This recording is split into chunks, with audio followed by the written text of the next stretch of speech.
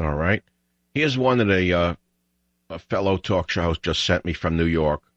Illegal alien arrested after striking 4 teenagers and treating them like debris, flinging 2 of them off his hood, then taking off.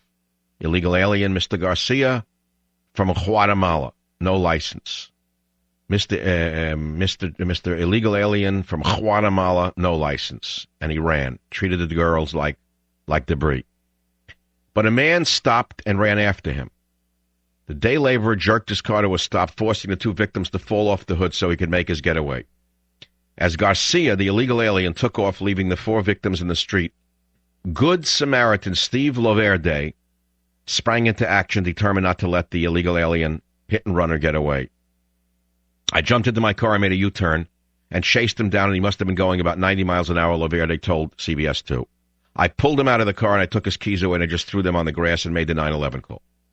Loverde stopped Garcia and detained him until police arrived. It turned out Garcia is an illegal alien from Guatemala who doesn't even have a license to drive, which explains why he took off. So, I guess in some circles, Loverde would not be considered a hero. To Barack Obama, he would be considered a member of a Nassau County militia.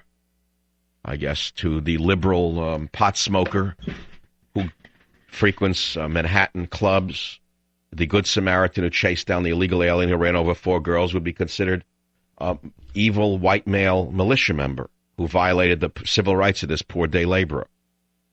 And you see, if we had decent laws in this country, why, number one, he wouldn't have had to run away from the crime. He would have had a license, number 2. Now, it is true I think they say he was drunk and ran them over, but you see, that's because of the fear he lives in, the oppression of the white hegemonic society. It makes the Mexican laborer drink at night because they feel like outsiders. If only they felt more at home, they wouldn't have to get drunk after work, and they wouldn't have to drive in their cars in such a reckless manner. So it all comes down to the civil rights of the nation, the human rights, according to Nancy Pelosi. If there were better human rights and civil rights here, let's say on the order of those in Guatemala, or the great civil rights that we know exist in Mexico, why then the day laborer, well, he wouldn't have perhaps run them over. See, that's the liberal mindset. It's a nice mindset to have. They were clinging to the top of the hood, screaming for their lives, and police say they were treated like debris. Stunning revelations surfaced about the driver in the hit-and-run crash that seriously injured 4 high school students who were heading to the mall. Thank God they're alive, said Anthony Santamore when he saw his daughter Stephanie in the hospital, not yet aware of how she got there. When I walked in, she had a neck brace on and blood all over her, scratches, scrapes on her face. Well, tell that to Mr. Calderon.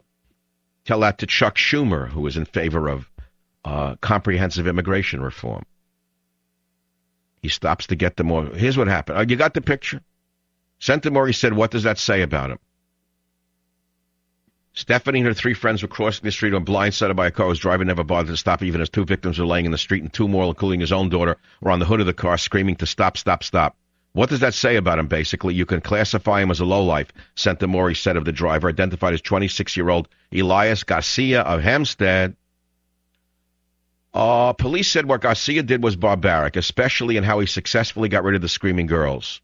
He stops to get them off his car as you would some debris or a pile of snow off the hood of your car, said Nassau County Police Detective Lieutenant Ray Coate. I guess Obama can now investigate the Nassau County Police Department for racism. They're screaming, they're bleeding as they're holding on for their lives, said Lieutenant Coate. I guess that's a racist observation. Authorities say the day laborer jerked his car to a stop, forcing the 2 victims to fall off so he could make his getaway. I guess he learned that in Guatemala. Is that after you run people over if you're drunk driving, what you do when they're screaming, please stop, is you jerk to a stop so they fall off. As Garcia took off, leaving the 4 victims in the street, Good Samaritan Steve Loverde sprang into action, and he chased them. Well, maybe they should arrest the Good Samaritan, because he was going 90 miles an hour in a city. And to a liberal, that's a high-speed pursuit. I mean, he raced after him, pulled him out of the car, took his keys away. Well, that's false arrest. That's kidnapping. Waiting for the police? No doubt he did it because of the man's race. There's no question that Garcia was chased because he was a Latino. I mean, we well know that if it was a man who looked like Timothy McVeigh who ran over 4 teenage girls, well, nobody would have chased him down. It's because of the racist pig America that they chased Mr. Garcia. So you're not seeing things in the way liberals see them. If only you could cleanse the doors of perception, you could see things as they are, infinite, according to the liberal. And so you need to clear up your mind. You need to take another toke of that dope. You need to take another snort of that coke. And then you'll see the world the way the libs see it. Clear and clean and humane. And certainly not racist. No. And that's why you permitted a man like Calderon, a man of a failed narco state, to come here and lecture you about your nation and your nation's civil rights without at once being asked by the degenerate bums called congressmen. Not once did anyone stand up and say, foul play, Calderon. In your country, they treat people like animals. Calderon, how dare you come here and lecture us? What do you do with Guatemalans who you catch in your third world cesspool called Mexico, Calderon? Not one congressman stood up. So you ask why I don't want to go into politics? I wouldn't last a day. If I had to sit through this and not get up and scream out, I wouldn't last a minute, not 1 second in Congress. And that's why they're being thrown out.